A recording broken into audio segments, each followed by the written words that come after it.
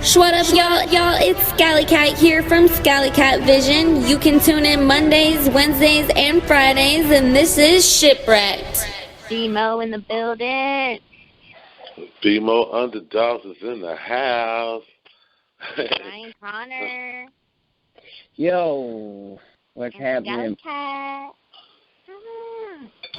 I want everybody to know that you are listening to Shipwrecked with your host, Scally Cat.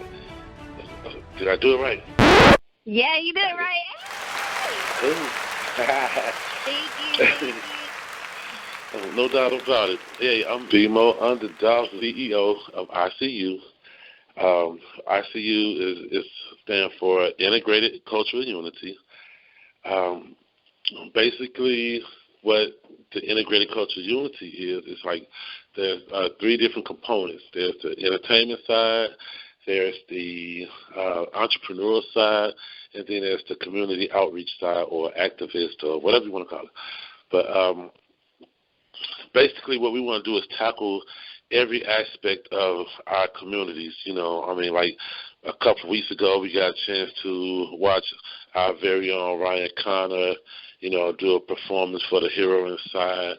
And, you know, that was dealing with, yeah, you know what I'm saying, people, you know what I'm saying, addicted to, like, heroin. Well, I might not say the word right, but anyway, heroin and stuff like that, you know what I'm saying. It was a very positive thing. I'm sorry. No, you're good. That's good. That's why I like it. Okay. But, you know, it's your show, so I don't want to overstep my boundaries. No, how to be a coach. Okay. Cool. So, Ryan, tell me about yourself. Yo, what's up? It's Ryan Connor, also known as Beat Eats, because I eat beats. I'm an artist, a motivational hip-hop artist, I like to call it, St. Louis area from Prairie Heights, Illinois. Reason why I say it's motivational hip-hop artist, because I don't cuss in my music. I feel like I can help somebody in the world with my words, you know. Since growing up, I read into a few things, so now I just want to pay back everybody that helped me out back in the day. So now I make positive messages through my music. I probably wouldn't be at the point that I am now if it wasn't for B-Mo, honestly. Meeting him, I was hungover one day at Hardee's and getting some breakfast, and I ran into him, and we linked up, and ever since then, man, we took off. It's been a good ride. So now that's why I'm here for you, so I can help you out. See, look at that. I'm paying it forward. You know what I mean? Yeah, definitely. And I appreciate that, like, from the bottom of my heart, yo, like, for real. Because this shit would not be happening without your ass. Yeah. Hey, but that's what we do at ICU. You know, it's you know, I know I mentioned it before, but not on a podcast. So, you know, we are a team effort, effective company, meaning most of what goes on, you talking one hand washing the other. And, you know, what you may lack, somebody else may have, and, you know, vice versa. And we help each other out that way. I feel like that's one of the best ways to bring people together, because when you start talking dollar signs, some people look at you like you're crazy, like, I don't want to fool with them. And that was one of the main things that I want to let Ryan know, or B. East, because that's who I met. I met B. East. I didn't meet Ryan Connor till later. but that's one of the things I want him to know. You know, he's CEO of Wicked Midwest. And I'm like, dude, I'm not here to take over your company. I want to help you build your company. You know, and so when he signed on, he was on, and he took over. You know, he intimidated a lot of our guys and everything, but they loved him instantly. You know, he is a motivator, and that's the truth. That is true. I know. Anything that he's been doing for me, I'm like, all right, I got to come with it just twice as hard, because he can't be doing everything. Definitely helps motivate for sure. Wait to see. I don't mean no harm. I come in peace. You know what I mean? Yeah, exactly. Which just leads me into So David Banner just dropped his new album, The God Box, which I really wanted to touch on because it's literally just like socially and politically conscious content. So, I mean, I've been listening to it, honestly, since Friday probably, and just going through the album from first to the bonus track at the end. I think it's called Evil Knievel. But I don't know if you guys have listened to it. Have you guys listened to any of the tracks on there? Well, I heard one single. I'm sorry, Bees. I'm sorry. I heard one single, but before, I mean, like last year when he was first talking about this album, that's when I heard that particular single. But I've been I'm an old school dude. You know what I'm saying? I'm 41 years old. I love old school music. You know, I'm just that dude. David Banner was one of the guys from my era. A lot of young people may know him from what he does on the social media and what he, do with the his political activism and stuff like that. But, we knew David Banner when Chris Brown was about 15 years old. You know what I'm saying? Yeah. So, you know what I'm saying? We know that David Banner. And so, the music that he put out back in the days, it was, as far as industry music, you know that the music he put out was commercial. It was for what was going on in the industry and things of that nature. So it was important for that time for him to put out that kind of music. But if you listen to the songs on the album, he was kind of always on this, level that he's on with the God Box. It's just now he's putting all the other stuff behind him and putting more of the, profound music out. And I got mad respect for this dude. Like I said, I've been following him for a long time. I think that I think he's an icon. I personally think he's an icon, and I think that what he's doing it's a movement, not just for black people, but I think it's a movement for people. It's a movement forward for people in general. And and I think that when we, take the time to listen to certain songs that he put out, I haven't heard the God Box, so I can't comment on that per se, but when there's certain music that's being put out, and let me just backtrack a little bit. Okay, so Ryan says that he's a motivational, speaker, artist per se. Yeah. Me, I'm an artist myself. Ryan hate when I say that because I'm more his manager than an artist, but I'm one half of Underdogs. Me and my cousin C Black, he should be calling in if he haven't fell asleep. But and we like to put out music with a message. So motivational music with a message, it's all the same.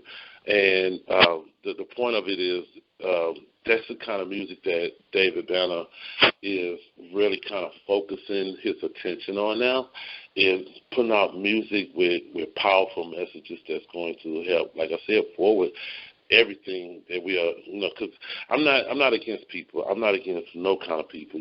Whatever they are is what they are. Whatever they do is what they do. The way we move in ICU is with love and respect.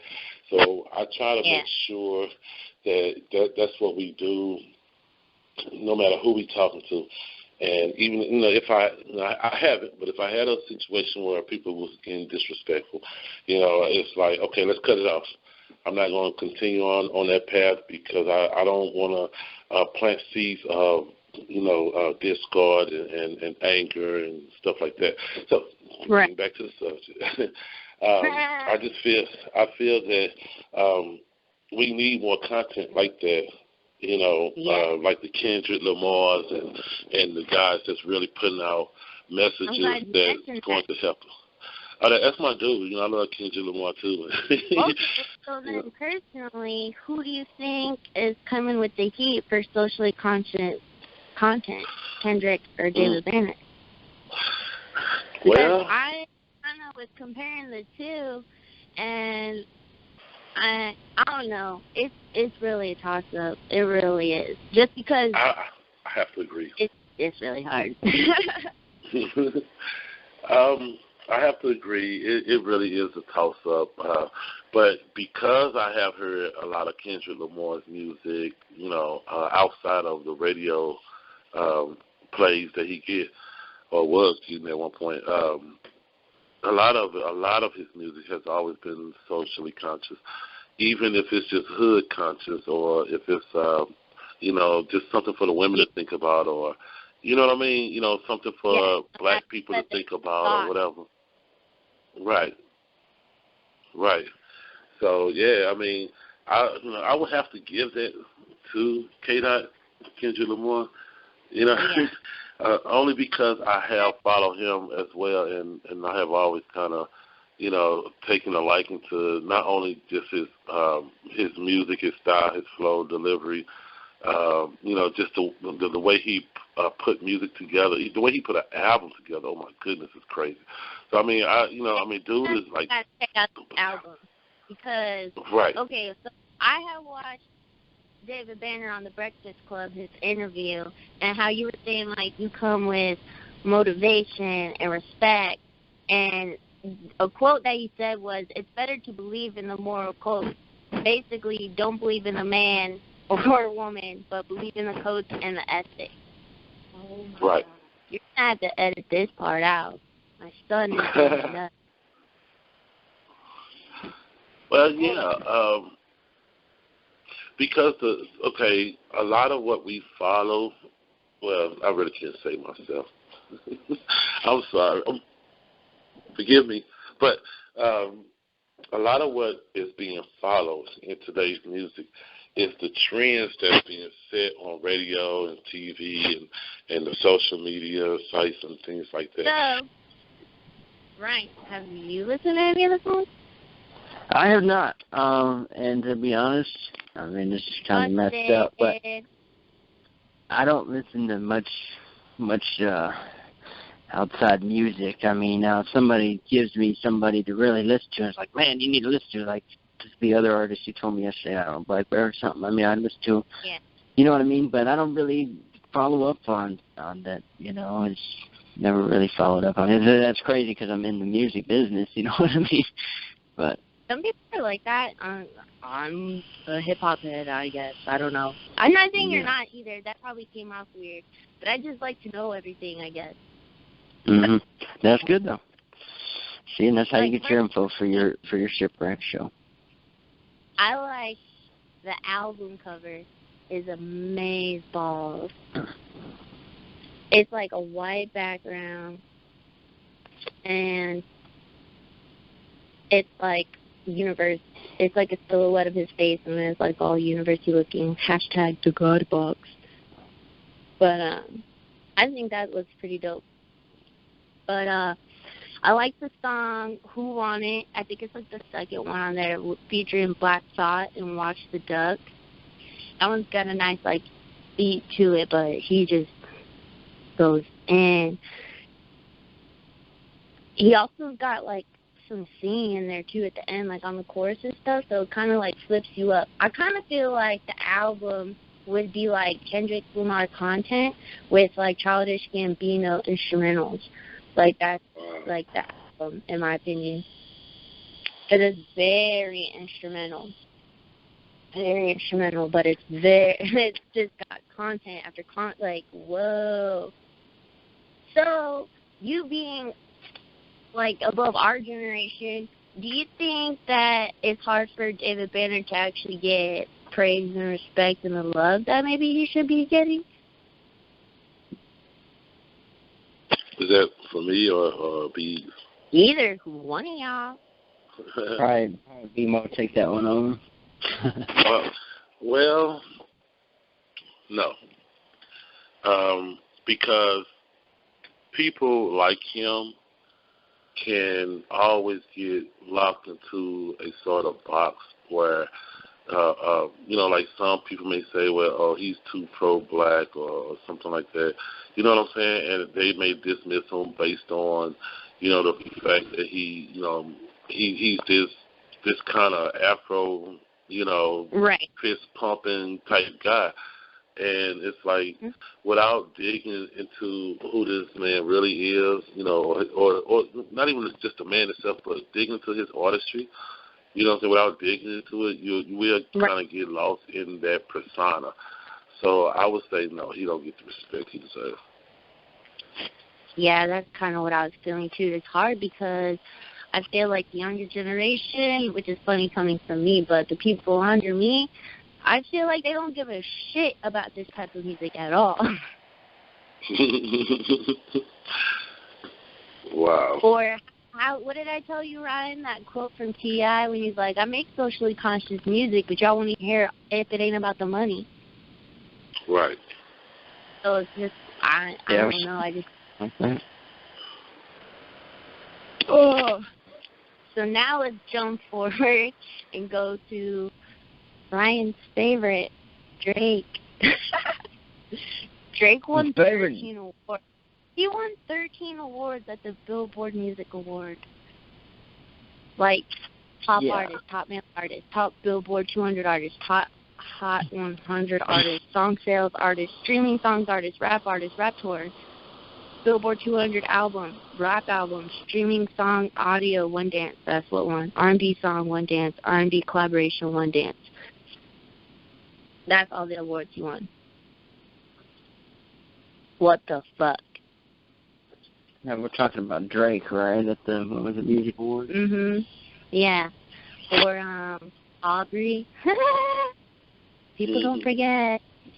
See, Drake's one of BMO's favorite artists. Oh, really? No, I don't know. I was just joking. I don't. You like Drake, Scally Cat? I guess you like him a lot, huh? Since you're amazed by the award. Yeah. I'm just trying to stay current with the shit that's popping, and this shit was trending like a mother. I mean, that is crazy. He's got, what, you said one more than Adele? Yeah, I'm not really necessarily excited for him. I'm more just like, what the fuck? Yeah, that is pretty wild. I don't, the way people follow Drake in my eyes is crazy because it's like, man, they're just so about this guy. Like, I'll talk to the most, biggest dude in the room while I'm trying to, like, network about music. Oh, you heard that new Drake? It's like, dude, you listen to Drake, bro? Like, I personally can't sit and listen to Drake. I don't know. I used to listen to Wayne. Maybe I just feel like it's too much of, So Drake brought up, like, everybody and his mother, well, not actually, everybody and his dad, rather, up onto the stage. And Lil Wayne didn't say shit. Like, he literally just looks like a body that doesn't talk. Yeah, he's a little burnt out nowadays, though, so... He still had his cut, though. Hey. And then Drake freaking performed in the water, like on a stage, but it was on the water, inside the Bellagio, what do you call it? The fountain? And there's, like, fire. And there's, like, some random person dancing with him. It was interesting. Yeah. I think, okay, so this is my take on Drake. I watched the Breakfast Club interview with Trey Songz, and Trey Songz put him on blast that before he was even got with Wayne and all of them to rap, he was trying to run the R&B game. So it comes to no surprise to Trey Songz that he's doing this, like, flip with this music, because technically it was never a flip. Like, he was always this person, and he really just used rap to get him back to theirs, because he wasn't marketing the R&B circuit at the time. And I was like, that motherfucker. I will say this about Drake, and, no disrespect, I mean, especially to his fans out there, those who like Drake, whatever.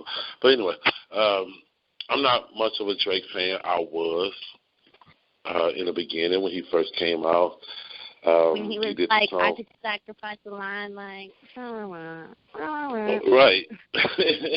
When he did the song with Lil Wayne and Kanye West and Eminem, I thought Drake was the biggest thing in the world at that point. But, as time, that's what it was, Monster. It was a dope ass song, and I have to give it to him. His first album to me was off the chain, but to me, Drake is an actor and a very good one. And if you put a script in front of Brad Pitt face, he gonna knock that shit out, right or wrong. Gotcha. Put a script in front of Samuel L. Jackson face, he gonna knock that shit out. That's what they doing. You got people who write his rhymes, and he just knock it out as an actor. That's what he does. So I'm not knocking him because I see what the industry has done. They allow fakeness to become the norm. And I'm not, like I said, I'm not trying to be disrespectful, you know what I'm saying, because if you talented, you talented. And if you could bust a freestyle, okay, I get it. But, I'm not saying that he's not talented. I'm just saying that, he's not really, quote-unquote, authentic as a rapper. The whole R&B game, yes, I believe that. I didn't know that, but I believe it. But I do know that he was an actor first. And, on a show called Degrassi or Degrassi or whatever, I don't know. Anyway, he was an actor first. I'm sorry, I hope I ain't butchered the name up too bad. But yeah, he was an actor. And so, it's no surprise that some actors jump into the rap game, and like I said, I can't knock him for none of that. My personal opinion is just simply, you doing it because you already built your fan base from your acting career, and these people most of them are following you from there. And the rest of them are following you because they cool with Kanye or they cool with Lil Wayne or they like Lil Wayne music. You know what I'm saying? How, for example, I can grab some of B.E.'s fans because, we put out similar music, but mostly because we roll together. Right. You know what I'm saying? You see B.E., you see B-Mo. So I mean, it's almost that simple. All he gotta do is hang with the right people, and he gonna get those people's fans. It's just that simple. Right. But see, B-Mo's job is to watch me out in public because I get a little crazy sometimes, and he's just amazed on how much I talk to everybody, and everybody knows me, And he's just like, dude, you're crazy. He's just kind of in the background, like my bodyguard, just watching me be an idiot. That's dope. That's good. This is my little brother for real, for real. I mean, I have no idea. I mean, I know how we met, but I just have no idea how we met. Right. But I truly want to see this young man, just do like extraordinary things. And I feel that personally, and I know we are supposed to be talking about Drake right now, but he's not my artist, so be easier. So I feel that this young man here, he don't give himself the credit he deserves. And I'm like, okay. Yeah, so it's time for me to just put my foot in his ass and just let him know, no, you got to shine because that's, it's just a natural part of who you are. People love you. They love this dude. If believes in you, then you should believe in yourself. Yeah, I know I'm a cold artist, but I feel like other people won't relate to my music just because of how it is. I can't make a hype track. That's what you think. I'm going to have you in the studio and you'll be like, what happened to me? Get Scout Cat on the track. Maybe then she can hype it up. You think I got bars y'all don't even know about. But, okay, I have a question for both of you, so y'all can decide who answers first. But what was the first song that put you on the hip-hop? Happy birthday. Good question. I used to rock with old Eminem back in the day because I used to be made fun of. People call me Eminem. No, I used to rock with him. I think that was the first part of rap, really, that I listened to when I was real young. Well, go ahead. I'm sorry. Go ahead. No, go ahead. All right. My first encounter with hip hop, it actually goes way back to the Run DMC days, the LL Cool J. Yeah. You know, you know what I mean. So I really couldn't tell you the first song, but I could tell you the first group or artist, whatever you want to call it, that really made me feel that I could do this too. Or at least have that real love for music, and that will be the one they just did a movie on a couple of years ago, NWA. You know, Yeah. they really kind of tilt the scale, you know, for me to make me say, okay, see, that's the stuff I'm talking about. That's the stuff I'm talking about. I could write about this, and you know, and so that's what really set me on my path. That's dope. My show is Hypnotized by Biggie Smalls. I remember watching the movie 10 Things I Hate About You in the movie theater. It was like 1997. And ironically, because my real name is Katerina, and the girl in the movie, her name was Katerina. And she went to this party and got fucked up and started dancing on the table to Biggie Smalls. And I was like, dang, this song is dope. What was it? The Biggie, can't you see? Sometimes your wish just hypnotize me. All right, go. So, and I just love your flashy ways.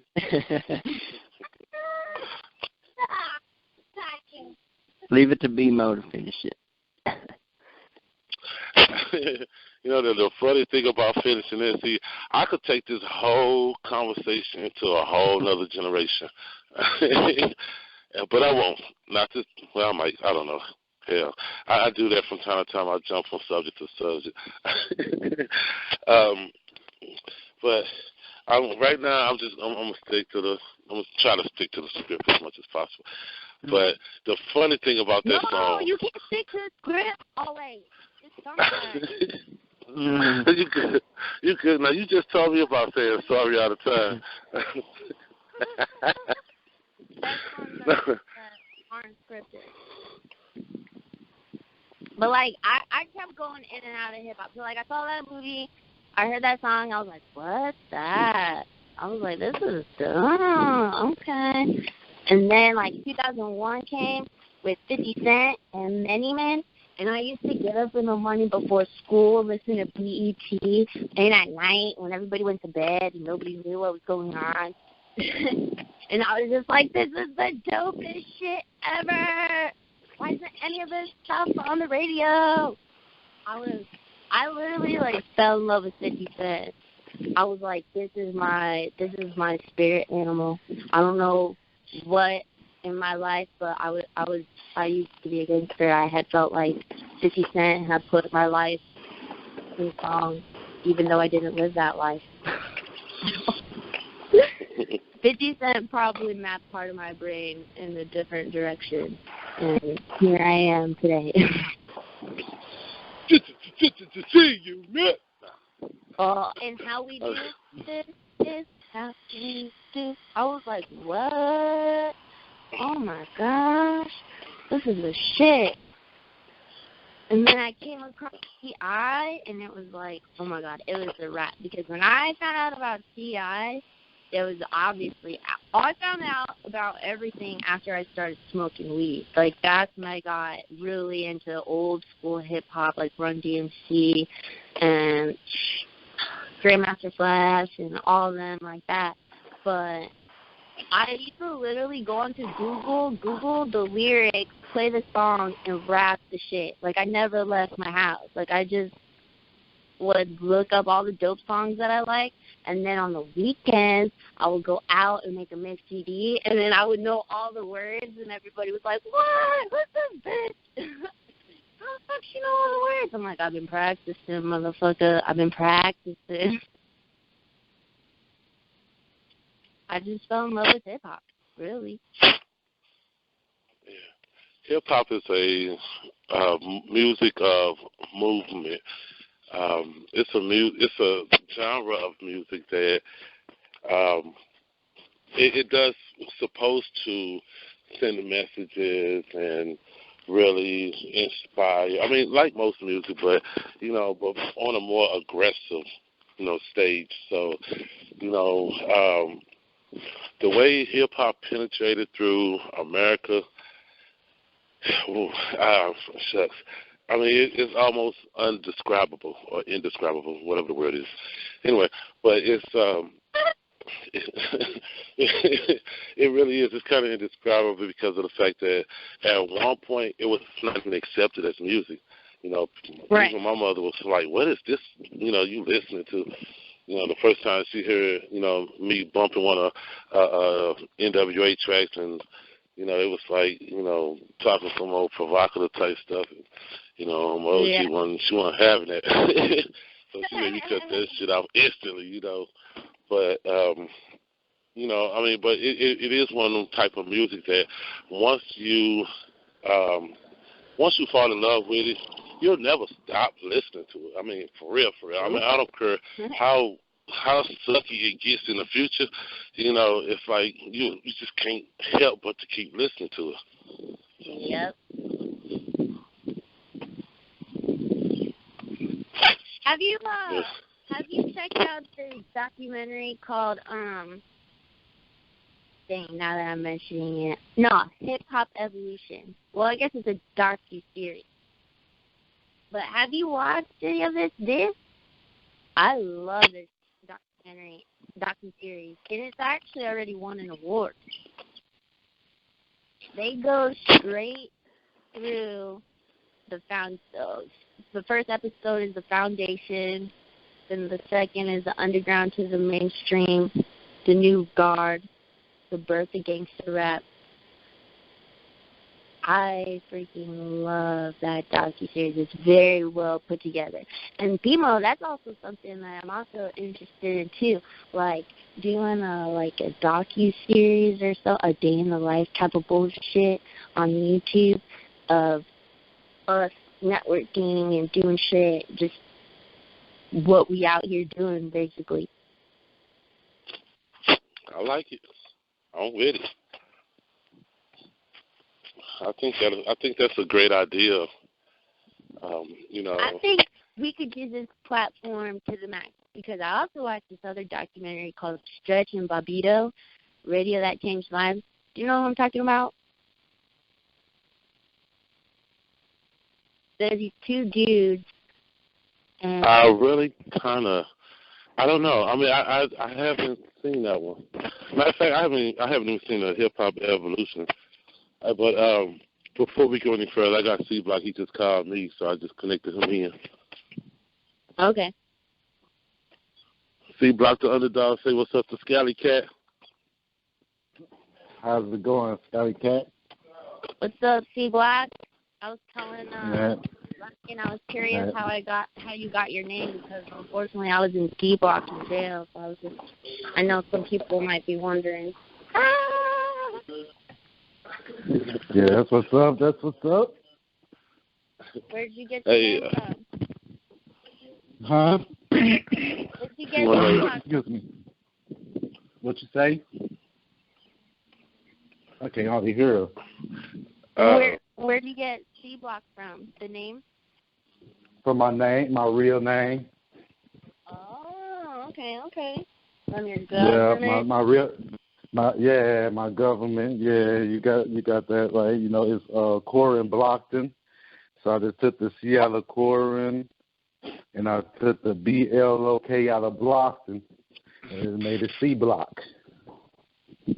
That's awesome. Yeah, I was in G-Block actually, when I was, locked down. But that's a whole nother story for a whole nother time. Well, unfortunately, I can't share them type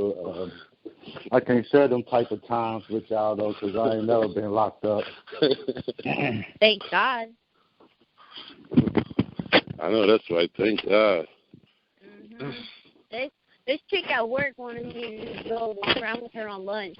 And I said, what do you mean walk around? She goes, walk around the building. I said, nah, I did that a long time ago in jail. I'm off that. Fucking walk around in a circle, bitch. So, Steve, tell me about yourself. Well, I'm the I work on music. You know, I make beats.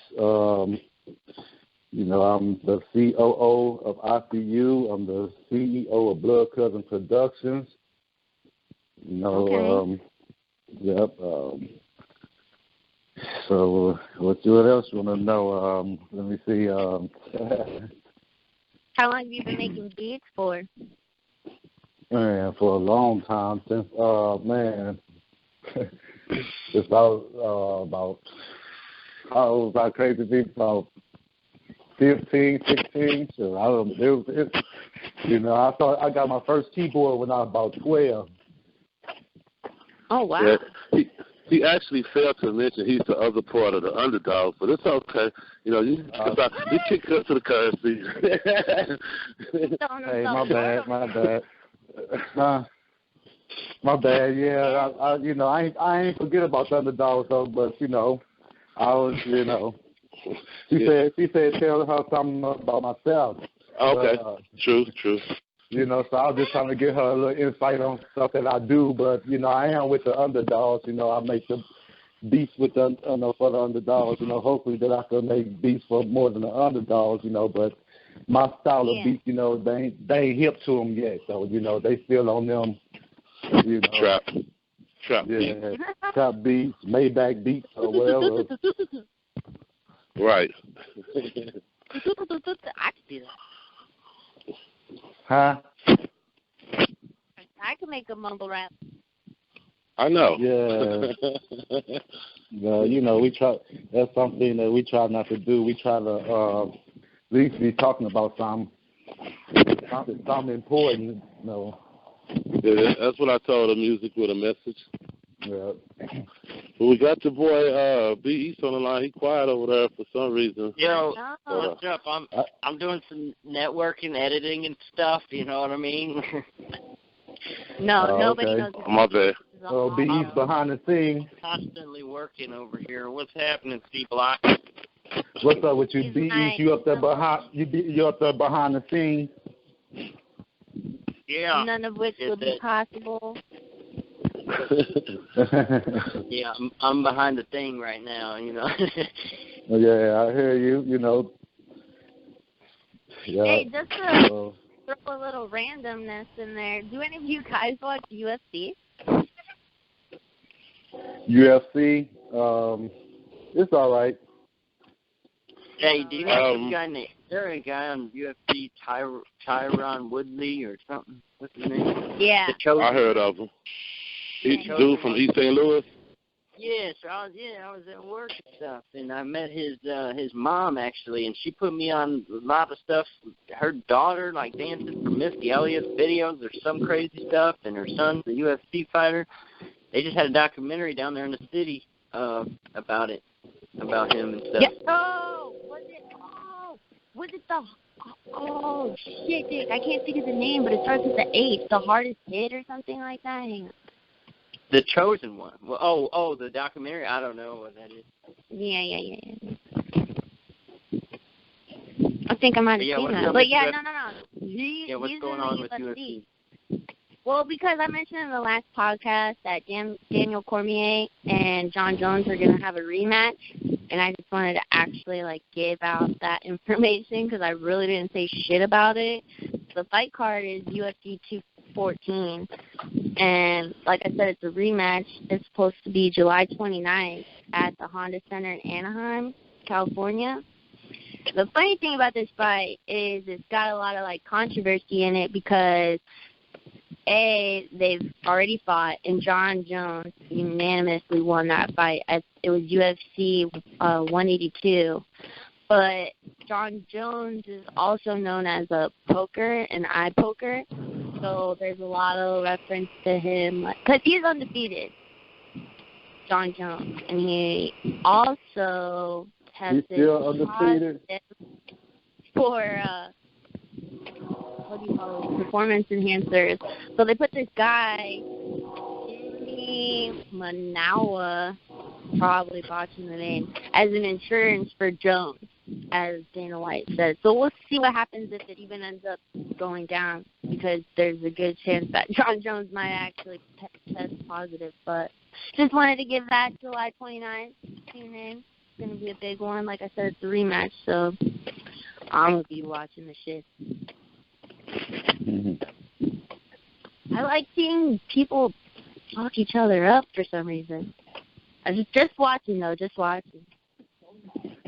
Well, what we'll do is me and BMO will record ourselves beating each other up, too, and then we'll hold our own little hometown UFC fight. I would seriously fucking kill somebody. You don't want to put me in. There ain't no weight class in our program here. It's fight or flight for me. I'm gonna kill somebody on accident. I mean, I'm a lover, not a fighter, so I won't participate in root that. For somebody? I will root for somebody. I root for Big Easy. Kick his ass. Beat more ass. Beat the fuck out of him. I root for him, but like you said, there's a spot for everybody. That's too funny. But no, I actually watched a few matches, but I was watching back when, Chuck Liddell was kicking ass. Yeah, and, that's what. And round. That motherfucker. Yeah. And what's my name? Rampage Jackson. When when they was in it, Right. Yeah, I watched it back then.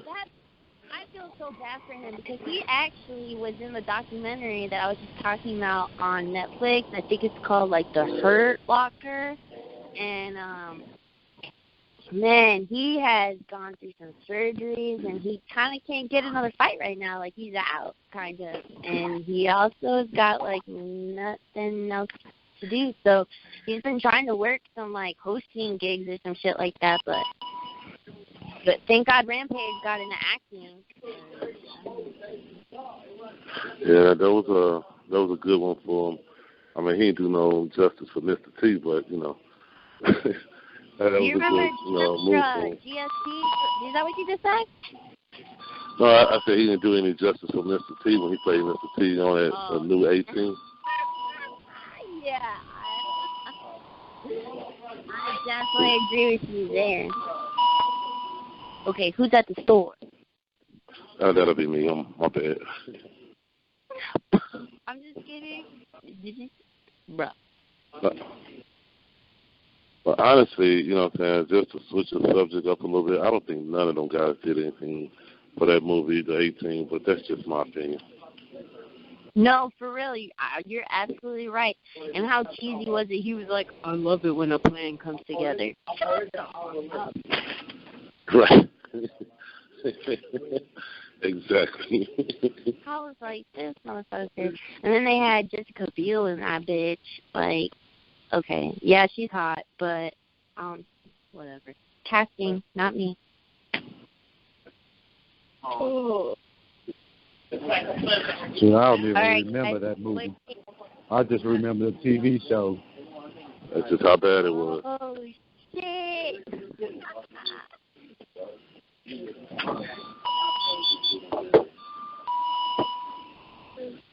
Don't forget to pick me up some Rellos. You want some Rellos? Drink, BMO. I got the vodka, boy. I like yeah. I appreciate you, bro. Let's take it to the head right now. All right. I got y'all. Rellos, and you like the grapes, the strawberries, No. Wait, what Rellos are these? I thought you wanted some cigarillos. I thought we were going to roll up. Thought you had some Kush. I'm talking about Dutch Masters. My bad. All right. I can't, you know what? I traded up. It was Swisher. And then when I went to Phoenix, it was white grape white out. And then out here, it's Dutch Masters or backwoods, and I fucking hate backwoods. Yeah, I can't even front though. I'm not gonna even do that to y'all. I mean, I smoke a blunt with C or somebody like that, but I don't even really smoke blunts. I mean, I smoke weed, but I don't smoke blunts. I'd rather roll that shit up in some paper, or What? you know what I'm saying. Look, that shit to light? man, look, I like, you know what I'm saying. I like a mellow high. You know what I'm saying? I don't like to be all over the place. Ready to be pushed down to the ground to chill the fuck out. Right there. No, back in the days. Go ahead. I'm sorry, back in the days, I'll freak out a black and mild. You know what I'm saying? Get all of the tobacco out of that, clean it real nicely, and refill that motherfucker with a bunch of bud. That's how we used to do it back in the days, but you know. Yeah. You know. That's how you start out. That's like initiation. Yeah, that was the initiation one. Oh, but that shit will have you so fucked up. You know what? I'm going to stop talking for a second. I'm going to let one of y'all take the floor. Ryan, where you at? Hold on. We the boys. Hey, oh, God. Don't even started on him, yo. That's my dude. My bad. Damn. Well, my dogs will be releasing a video. Those dogs will be working on a video this weekend. You know. So. Yes. What's going on? That's what I'm sorry. That's what I was about to ask. Like, you know, he just mentioned about spinning music. You spinning music on your podcast too? Yeah, that's what this is for, to uplift all of us. That's what's up. That's literally the goal and the point. Like, I'm in Baltimore. Ryan's in Chicago. Where the fuck are you at, Pino? Oh, man, we down here in the Lou. Actually, I'm in your hometown. You're you know, hometown. well, I don't know. Yeah, yeah, that is probably where she my stayed. Well, hey, I'm in the 618. I'm in Belleville. I'm in Belleville. C Block is in Collinsville. Yes, Cali Cat came down here not too long ago. She didn't even visit. I'm in Collinsville, but I'm from Madtown, Madison, 618. Yeah, buddy. And I'm actually from. 410. I'm actually from the notorious Charlie Port. Aw, shit. And we the underdogs from Charlie Park in Madtown. Charlie fucking Madtown. Hey, So yeah, I'm back upstairs. I'm trying. Hey, have you guys ever heard of a Baltimore artist called Kate Cobain? Kurt Cobain. Yeah, no, not Kurt Cobain, or I would have said that. No, Kate Cobain. He's a Baltimore artist. Baltimore, I mean, I don't know how you guys are with your radio stations out there, but shit, sometimes if you can get a good track to somebody, they'll fucking play that shit. And I'm trying to get this motherfucker on the podcast. And when I do, y'all gotta be in on it too. Say the word. Because he's really popular, and I just keep DMing him, and every time he's on Instagram Live or whatever, I keep like shouting out to him or whatever the fuck. So then eventually he'll be like, "Who the fuck is this bitch?" And then we'll get him on the thing.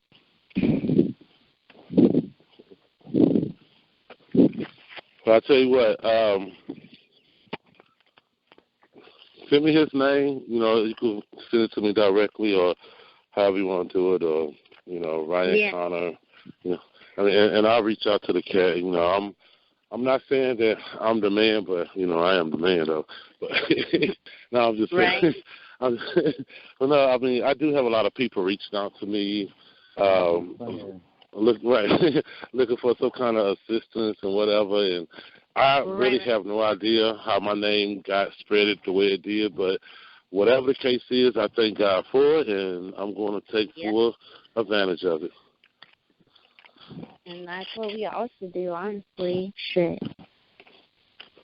Pray to Yeah, God, then buddy. thank God. That's what I say. I know that's right. Don't forget to thank him.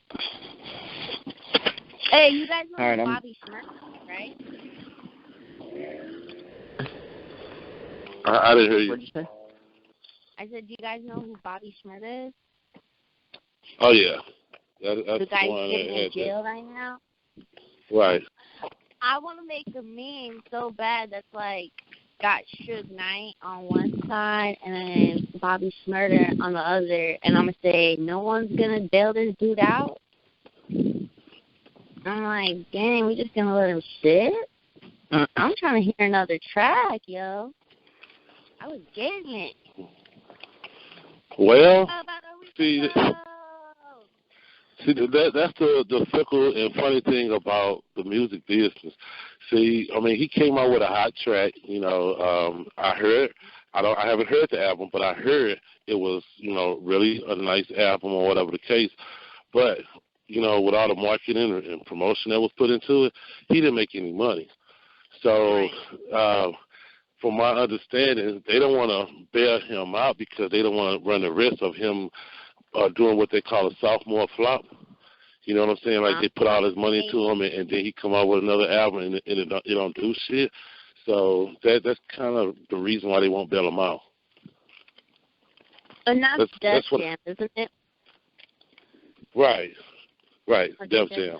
So I guess I'm curious, like, so nobody else gives a fuck about him either, huh?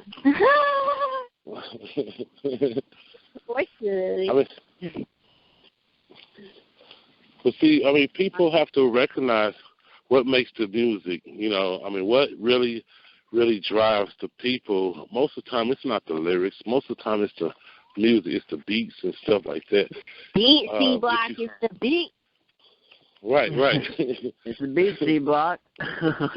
So if you come with the right kind of beat, you know what I'm saying, and it really captivates your ears, and you can't help but to nod your head to it or bounce or, you know what I'm saying, rock your knees or rock back and forth. You know what I'm saying? Like, if you can't help it, you can't help it. And then when you catch the lyrics later, you be like, oh, they said that shit? Damn. Oh, they nasty. You know what I'm saying? But because you dig in the beat so much, you kind of overlook some of the lyrics sometimes. Like, who's the song? I think it was Young Thug. He had put out a song, and he's like, 10-pack pearl, a young nigga bleeding on your girl. Oh, yeah, it was Young Thug. Like, that's in his lyrics. So I'm like, wait a second. So we all out here just, like, rapping along, and then all of a sudden you're talking about 10-pack pearl and you bleeding as a man? What? Exactly my point. And then I posted this thing on my Facebook because y'all remember the Boondocks episode when Granddad went all crazy on the young kid. I can't remember his name right now, but he came in there with the dress and he was like, "What you got on a purse on, boy?" And he's like, "Nah, Granddad, this ain't a purse. It's a man bag." And just I was like, "What?" That was how many years ago? And here we are. And look at Lil Uzi Vert. It's a European man bag. Yeah, no. I got them for sale for $19.99 plus tax. If you guys want any. What about shipping and handling? That's where I get you. It's $25. That's funny. Thank you, Emo C-Block. Okay. I'm really looking forward to, but I'm looking to kick it with you a little bit more. I enjoyed the conversation. It was really, really cool. And you are listening to Shipwrecked, hosted by Scally Cat. Later. Or latro. Hey, this is Scally Cat from Scally Cat Vision. You can listen to Shipwrecked every Monday, Wednesday, and Friday on Facebook, SoundCloud, or YouTube. Because what the heck else are you doing?